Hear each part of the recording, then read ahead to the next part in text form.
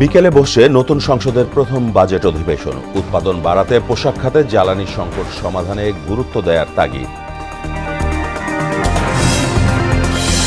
সিলেটে এক সপ্তাহ ধরে পানিবন্দী লাখো মানুষ। সুরমা কুশিয়ারা নদীর পানি এখনো বিপদসীমার ওপরে। খাদ্য বাসস্থান সংকটে হাহাকার।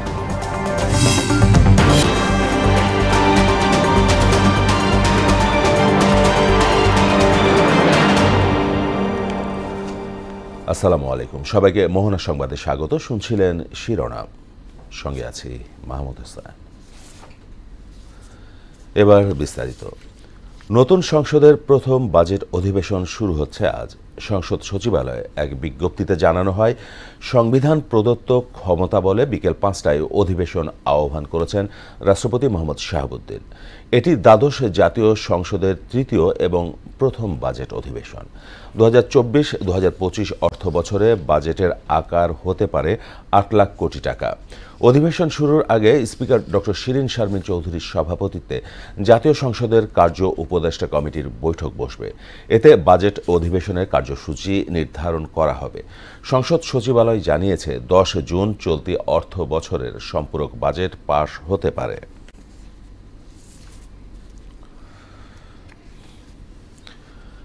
পোশাক শিল্পের উৎপাদন বাড়াতে জ্বালানি সংকটকে চ্যালেঞ্জ হিসেবেই দেখছেন সংশ্লিষ্টরা। তাই এ খাতটির উৎপাদন ধরে রাখতে এলএনজি গ্যাস আমদানির পরামর্শ দিয়েছেন অর্থনীতিবিদরা। আর সামাজিক নিরাপত্তায় গার্মেন্টস শ্রমিকদের অন্তর্ভুক্ত করার দাবি জানান গার্মেন্টস ব্যবসায়ীরা। তবে এবারও শিল্পবান্ধব বাজেট হওয়ার আশা করছেন বিজিএমইএ এর সাবেক সভাপতি সিদ্দিকুর রহমান। মনিরুল ইসলামের রিপোর্ট।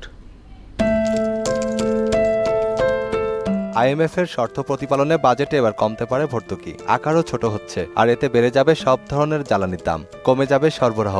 চাহিদার তুলনায় পর্যাপ্ত সরবরাহ না হলে এর প্রভাব পড়বে দেশের অর্থনীতির ওপর, আর সবচেয়ে বেশি ক্ষতিগ্রস্ত হবে জ্বালানি নির্ভর শিল্প খাত।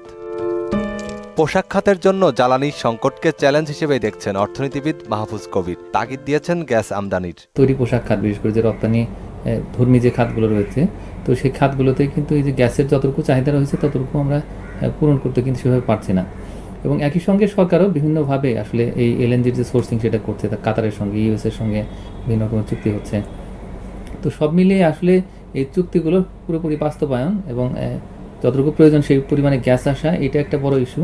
আর প্রস্তাবিত বাজেটে রপ্তানিমুখী বস্ত্র ও তৈরি পোশাক খাতের জন্য সুনির্দিষ্ট নির্দেশনা চেয়েছেন রপ্তানিমুখী এপ্লাস গ্রুপের ব্যবস্থাপনা পরিচালক। রপ্তানি খাতে যাদের নিরলস পরিশ্রম করে তারা, এবং এই ইন্ডাস্ট্রিটা হলো একটা শ্রমঘন ইন্ডাস্ট্রি বলা হয়, এখানে প্রচুর শ্রমিক কাজ করে, এদের সামাজিক নিরাপত্তাটা আমরা সরকারের কাছে প্রত্যাশা করি। পাশাপাশি মূল্যস্ফীতিটা সরকার যদি একটা টার্গেট নিয়ে কাজ করে, এখন মূল্যস্ফীতি প্রায় 10% প্লাস, এটাকে যদি আমরা 7% বা 8%-এর মধ্যে যদি আমরা ধরে রাখতে পারি, সেটা আমাদের একটা বড় সাফল্য। তবে এবারও শিল্পবান্ধব বাজেটের প্রত্যাশা করছেন বিজিএমই এর সাবেক সভাপতি সিদ্দিকুর রহমান। এই সরকার চায় যে কোনোভাবেই হোক দেশকে এগিয়ে নিয়ে যেতে, যেটা আমরা বিগত দিনগুলোতে তার প্রমাণ পেয়েছি। এই বাজেটে কখনোই উনি সবসময় চায় যে দেশে ইন্ডাস্ট্রি হোক, এমপ্লয়মেন্ট বাড়ুক, এবং সেই জায়গার মধ্যে বাজেটে এমন কিছু ডিসিশন আসবে না যেটা ব্যবসায়ীদেরকে কোনোভাবেই ক্ষতিগ্রস্ত করে। উন্নয়নের ধারাবাহিকতা রক্ষার এই বাজেটে পোশাক খাত সামনে এগিয়ে যাবে বলেও আশা করছেন তিনি। আমরা মনে করি যে এই বাজেটে সেই উন্নয়নের ধারাবাহিকতাটা এই সরকার রক্ষা করে যাতে এই ইন্ডাস্ট্রিগুলো সামনের দিকে আগাতে পারে সেই ব্যবস্থাটাই করবে। মনিরুল ইসলাম, মোহনা সংবাদ, ঢাকা। সিলেটে এক সপ্তাহ ধরে পানিবন্দী লাখো মানুষ। বৃষ্টি ও পাহাড়ি ঢল অব্যাহত থাকায় বন্যা পরিস্থিতি উন্নতি হচ্ছে না বলে জানায় পানি উন্নয়ন বোর্ড। সুরমা ও কুশিয়ারা নদীর পানি এখনও বিপদসীমার উপর দিয়ে প্রবাহিত হচ্ছে। সিলেট থেকে শিপার চৌধুরীর তথ্য আরও জানাচ্ছেন জেসমিন আলম। গত ২৭ মে জেলার ৫টি উপজেলায় বন্যা দেখা দেয়। বৃষ্টি ও উজানের ঢল অব্যাহত থাকায় ১০ উপজেলায় ছড়িয়ে পড়ে বন্যা। ফলে দুর্ভোগ কমছে না পানিবন্দী মানুষের। রাতে ৩টার সময় পানি বাড়ছে। পানি আমরা ঘর থেকে বাইরে পারছি না ভাই, আমরা অন্য কাপড় চাপড় দিয়ে সেরে আমরা রোডের মধ্যে এসে কাপড় বানাইছি। মানুষের খাওয়া দাওয়া চলাফেরা, বিশেষ করে খাওয়ার পানি, বাসা থেকে বাইর হওয়া, ছোট বাচ্চাদেরকে স্কুলে নেওয়া আনা, এগুলো নিয়ে সবাই কষ্ট। কাউন্সিলর কোনো জনপ্রতিনিধি আইছে না, আমরা যাচ্ছি না। বন্যার পানি কোথাও বাড়ছে আবার কোথাও কমছে। বৃষ্টি ও পাহাড়ি ঢল অব্যাহত থাকায় এমনটি হচ্ছে বলে জানায় পানি উন্নয়ন বোর্ড। দেখা যাচ্ছে যে বৃষ্টিপাতের কারণে এই পানি কিছুটা কমতেছে আবার বাড়তেছে। যে বৃষ্টিপাতের যে ফোরকাস্ট খুব বেশি যে অ্যাবনর্মাল কিছু বাড়বে ওই ধরনের কোনো নাই। বন্যা কবলিত মানুষের জন্য জেলা প্রশাসনের পক্ষ থেকে 571টি আশ্রয় কেন্দ্র খোলা হয়েছে। জেসমিন আলম, মোহনা সংবাদ। সিলেটে রয়েছেন আমাদের সহকর্মী শিপার চৌধুরী। বন্যা পরিস্থিতি জানতে তার সাথে সরাসরি যুক্ত হচ্ছে আমরা। শিপার, বন্যা পরিস্থিতি কতটা খারাপ আর বন্যার্তদের কি অবস্থা এখন আমরা জানতে যাচ্ছি।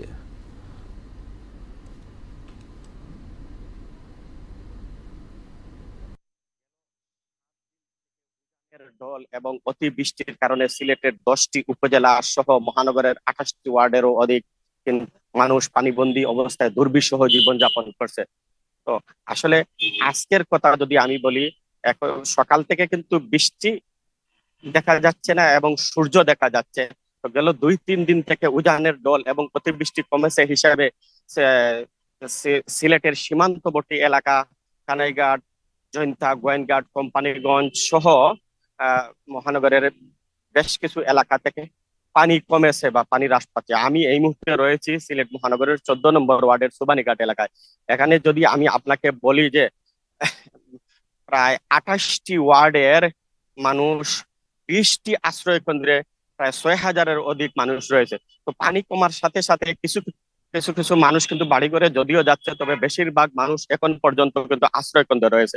তো এই সাধারণ মানুষের সাথে আমরা কথা বলে যেমনটি জানতে পারি যে মানুষ এত বেশি দুর্বিষহ, মহানগরের মানুষ সমস্যার কারণ হলো যে 22 সালের বন্যার পরে বলা হয়েছিল যে এই নদী খনন এবং ছড়া খালগুলো সংস্কার করার জন্য, কিন্তু কেন জানি অদৃশ্য কোনো কারণে এখন পর্যন্ত সেই খনন এবং সংস্কার কিন্তু এগিয়ে যায়নি।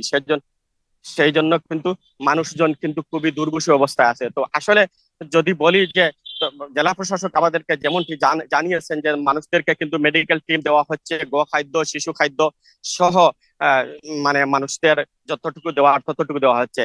এবং আবহাওয়া অফিস থেকে আমাদেরকে যেমনটি জানানো হয়েছে যে আগামী 2-3 দিন হালকা বৃষ্টি বা ভারী বৃষ্টিও হতে পারে। তো সার্বিক যদি বলি যে যদি উজানের ঢল এবং অতিবৃষ্টি না হয় তাহলে কিন্তু এই বন্যা স্বাভাবিক থাকবে। এই ছিল আমার কাছ থেকে সিলেটের সর্বশেষ পরিস্থিতি। মাহমুদ। সিলেট থেকে বন্যা পরিস্থিতি জানাচ্ছিলেন সহকর্মী শিবার চৌধুরী। চতুর্থ ধাপে 60 উপজেলায় ভোট গ্রহণ চলছে। সকাল 8টায় শুরু হওয়া ভোট চলবে টানা বিকেল 4টা পর্যন্ত। এ ধাপে চেয়ারম্যান পদে 251 জন, ভাইস চেয়ারম্যান পদে 265 ও মহিলা ভাইস চেয়ারম্যান পদে 205 জন সহ মোট 721 জন প্রার্থী প্রতিদ্বন্দ্বিতা করছেন। ইতোমধ্যেই 60টি উপজেলায় 1 জন চেয়ারম্যান, 3 জন ভাইস চেয়ারম্যান ও 1 জন মহিলা ভাইস চেয়ারম্যান বিনা প্রতিদ্বন্দ্বিতায় নির্বাচিত হয়েছেন। নির্বাচন সুষ্ঠু ও শান্তিপূর্ণ করতে মোতায়েন রয়েছে আইন শৃঙ্খলা বাহিনীর সদস্য। এদিকে ঘূর্ণিঝড় রিমালের কারণে স্থগিত 20 উপজেলায় আগামী 9 জুন ভোট গ্রহণ করা হবে।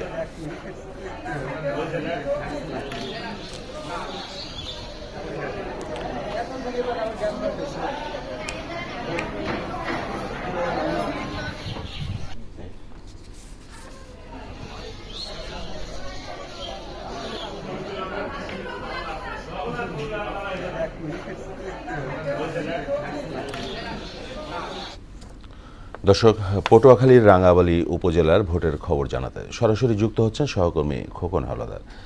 খোকন, এই নির্বাচনের শুরুতে এখন কেমন দেখছেন ভোটের চিত্র আমাদেরকে জানাবেন।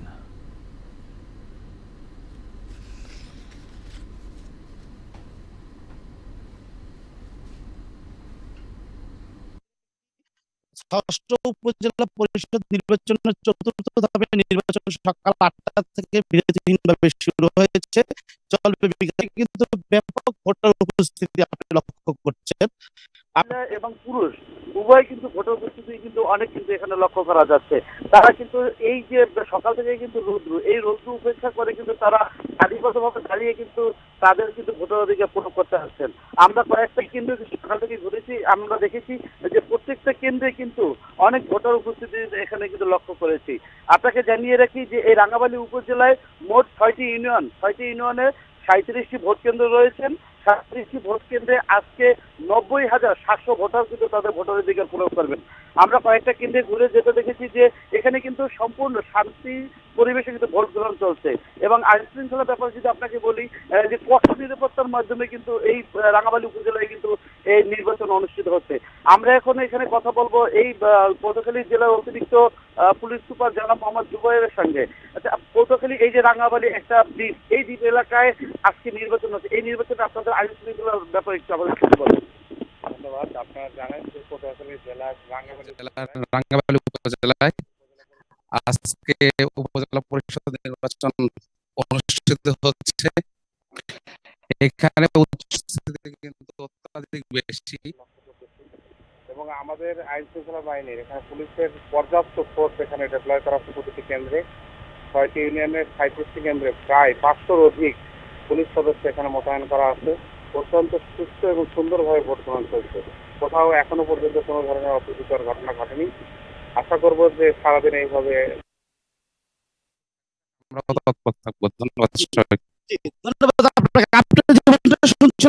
রাঙ্গামালী উপজেলায় কিন্তু উপজেলা পরিষদ নির্বাচন এই ছিল আমার কাছে সর্বশেষ তথ্য। মাহমুদ। খোকন, আপনাকে ধন্যবাদ। কোরবানির ঈদ সামনে রেখে গবাদি পশু পালনে ব্যস্ত সময় পার করছেন মেহেরপুরের খামারিরা। বৈশ্বিক টানাপোড়েন এবার পশু লালন পালনে বাড়তি খরচ হচ্ছে জানিয়েছে তারা। ন্যায্য মূল্য না পেলে সবাইকে প্রচুর লোকসান গুনতে হবে। প্রাণী সম্পদ অধিদপ্তর বলছে জেলায় এবার কোরবানি উপযোগী 1.5 লক্ষাধিক গরু ছাগল প্রস্তুত রয়েছে।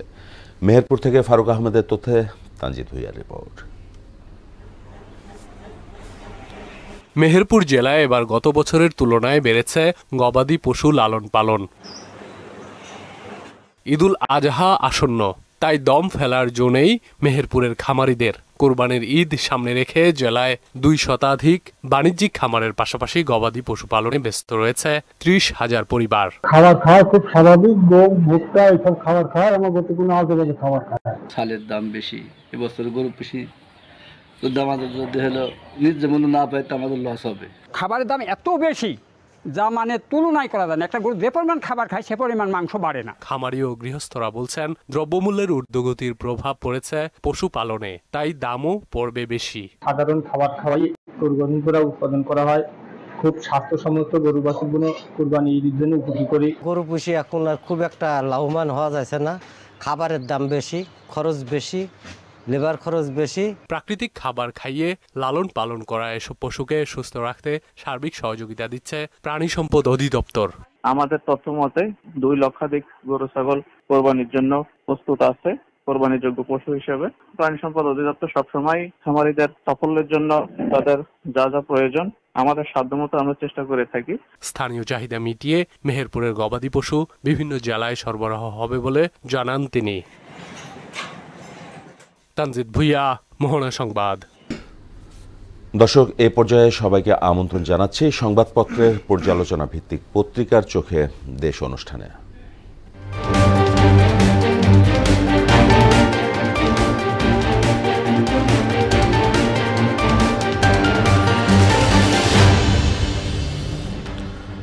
দর্শক, অনুষ্ঠানের আজকের অতিথি মোহনা টেলিভিশনের সিনিয়র রিপোর্টার মনিরুল ইসলাম। মনির, পত্রিকার চোখে দেশ অনুষ্ঠানে আপনাকে আমাদের স্টুডিওতে স্বাগত। ধন্যবাদ। প্রথমে দেখে নেব বিভিন্ন পত্রিকার শিরোনামগুলো। আমার হাতে রয়েছে প্রথমে দৈনিক প্রথম আলো। দেখব তাদের শিরোনামে কোন কোন খবরগুলো জায়গা করে নিয়েছে। প্রথমে আছে পার্শ্ববর্তী দেশ ভারতের লোকসভা নির্বাচন নিয়ে। ভারতের লোকসভা নির্বাচনের ফলাফল। নরেন্দ্র মোদী বিজেপি নেতা বলেছেন যে ভারতের জনগণ আমাদের ওপর আস্থা রেখেছে, আমরা জনগণের প্রতি কৃতজ্ঞ। আর অপরদিকে রাহুল গান্ধী বলছেন এই নির্বাচন ছিল সংবিধান রক্ষার নির্বাচন, এবার জোটের ওপর নির্ভর করতে হচ্ছে মোদীকে। করের চাপে খরচ বাড়বে মানুষের। আসছে বাজেট 2024-25, কথা বলায় খরচ বাড়তে পারে, এলইডি বাতি, এসি, ফ্রিজ, পানি, সিসি ক্যামেরা, জুসের দাম বাড়তে পারে, বাংলাদেশ দল নিয়ে যত প্রশ্ন। এরপরে আমার হাতে রয়েছে দৈনিক ইত্তেফাক। দেখে নেব ইত্তেফাকের শিরোনামগুলো। ভারতের লোকসভা নির্বাচন নিয়ে তারা বলছে সংখ্যাগরিষ্ঠতা পেল বিজেপি জোট, জোট সরকার গঠনের ঘোষণা মোদির, হাল ছাড়ছে না কংগ্রেস, কংগ্রেস ঘুরে দাঁড়ালো, একক সংখ্যাগরিষ্ঠতা পেল বিজেপি। শরিকদের সাথে আলোচনা করে সিদ্ধান্ত জানাবো, সরকার না বিরোধী দল ইস্যুতে সাংবাদিকদের জানিয়েছেন রাহুল গান্ধী। বৈদেশিক মুদ্রা অর্জনে চায়ের বহুবিধ ব্যবহারের আহ্বান জানিয়েছেন প্রধানমন্ত্রী শেখ হাসিনা। ব্যক্তির পাশাপাশি প্রতিষ্ঠানও অপ্রদর্শিত অর্থ বৈধ করার সুযোগ পেতে যাচ্ছে। এরপরে আমার হাতে রয়েছে দৈনিক সমকাল। দেখে নেব সমকালের শিরোনামগুলো। তাদের শিরোনামে জায়গা পেয়েছে কংগ্রেসের পুনর্জীবন, মোদি ম্যাজিকের ধস, চমক কংগ্রেসের, পশ্চিমবঙ্গে মমতার জয় জয়কার, বাজেট ঘাটতি কমানো হচ্ছে। বাংলাদেশ প্রতিদিন দেখব তাদের শিরোনাম, দিল্লির গদি আবারও মোদির, নির্ভর করতে হবে নীতিশ নাইডুর ওপর, চমক দেখিয়ে শক্তিশালী বিরোধী জোট, যেভাবে ঘুরে দাঁড়ালো কংগ্রেস, পশ্চিমবঙ্গে আবারও মমতা ম্যাজিক, একই গতিতে চলবে বাংলাদেশ ভারত সম্পর্ক, বিশেষজ্ঞের অভিমত। এরপর রয়েছে দৈনিক যুগান্তর। যুগান্তরের শিরোনাম, 2024-25 অর্থবছরের বাজেট চূড়ান্ত, ভারতে মোদি ম্যাজিকে ধাক্কা, শাহিনকে না পেলে মামলার ভবিষ্যৎ নিয়ে শঙ্কা, সেলেস্তি তানভীরের জবানবন্দি। এরপরে আমার হাতে রয়েছে দৈনিকে দেশ রূপান্তর। তাদের শিরোনাম, ফ্যাকাশে মোদিতে উজ্জ্বল ইন্ডিয়া, আসছে 7,97,000 কোটি টাকার বাজেট, গুরুত্বহীনরা গুরুত্ব পেয়েছে, আমরা চেয়ে দেখেছি। পাভেল চৌধুরী বৈঠকে 11 দলের শরিকরা। পশ্চিমবঙ্গে ঘাসফুলেরই সুবাস, প্রবলভাবে ফিরে এলেন রাহুল, সরকার গঠনে হয়ে উঠতে পারে জটিলতা। এরপর আমার হাতে রয়েছে দৈনিক বণিক বার্তা। বণিক বার্তার শিরোনাম, অর্থনীতি ও ব্যবসায় মন্দা থাকা সত্ত্বেও কর বাড়ানোর প্রস্তাব নিয়ে আসছে বাজেট, আবারও সরকার গঠনের ঘোষণা নরেন্দ্র মোদির, ভারতে বিজেপি সংখ্যাগরিষ্ঠতা হারানোর আশঙ্কায় পুঁজিবাজারে ধস।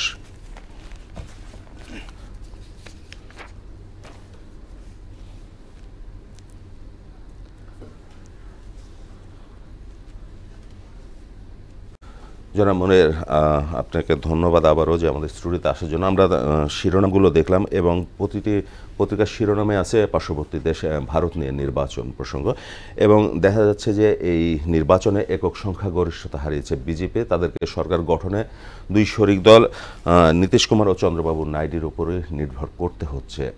তো এই যে ভারতের নির্বাচনে মোদি ম্যাজিকে ভাটা, আপনি কিভাবে দেখছেন? আসলে মোদি ম্যাজিকে ভাটা সেটা ঠিক বলবো না, কারণ বিগত দুই নির্বাচনে কিন্তু মোদির নেতৃত্বাধীন এনডিএ, তারা মোদি কিন্তু যে বিজেপি দলটা, সেই দল একক সংখ্যাগরিষ্ঠতা নিয়ে তারা সরকার গঠন করেছিল, কিন্তু এবার আসলে তারা একক সংখ্যাগরিষ্ঠতা পায়নি, কিন্তু তারা ক্ষমতার সেই মসনদে বসতে যাচ্ছে। এখানে কিন্তু অনেক সমীকরণ রয়েছে, বিশেষ করে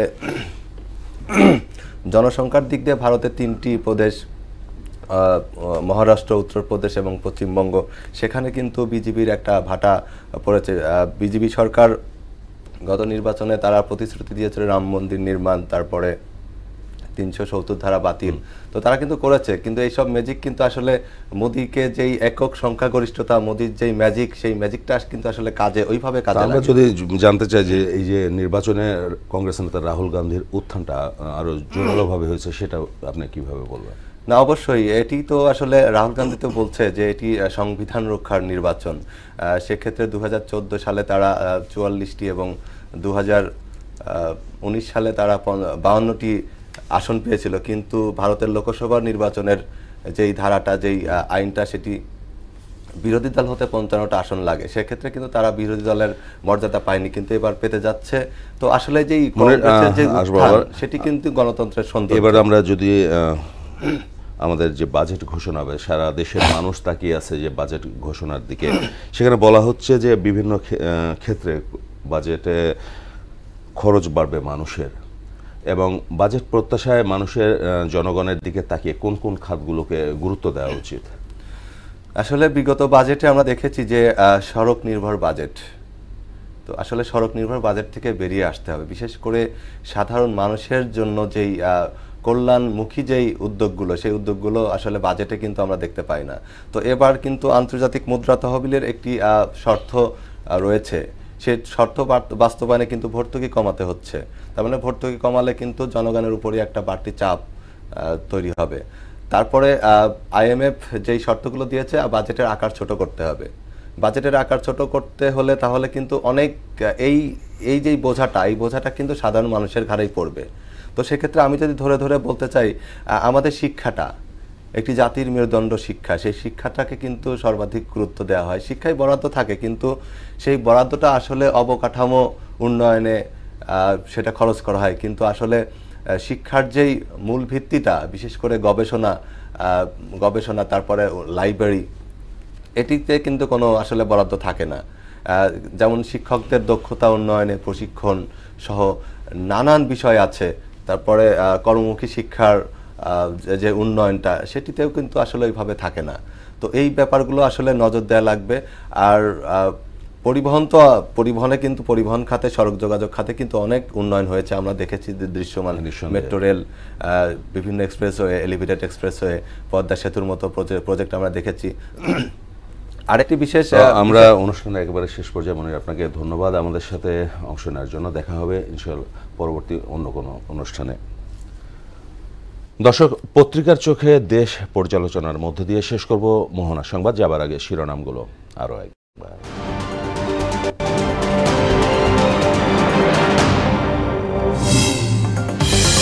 বিকেলে বসে নতুন সংসদের প্রথম বাজেট অধিবেশন, উৎপাদন বাড়াতে পোশাক খাতে জ্বালানি সংকট সমাধানে গুরুত্ব দেওয়ার তাগিদ। সিলেটে এক সপ্তাহ ধরে পানিবন্দী লাখো মানুষ, সুরমা কুশিয়ারা নদীর পানি এখনো বিপদসীমার ওপরে, খাদ্য বাসস্থান সংকটে হাহাকার। এই ছিল মোহনা সংবাদে। পরবর্তী সংবাদ দুপুর 1টায়। এছাড়া মোহনার সবশেষ খবর জানতে ভিজিট করুন www.mohana.tv। সংবাদ দেখতে পারেন ফেসবুক ও ইউটিউবে। এতক্ষণ সঙ্গে থাকার জন্য সবাইকে ধন্যবাদ।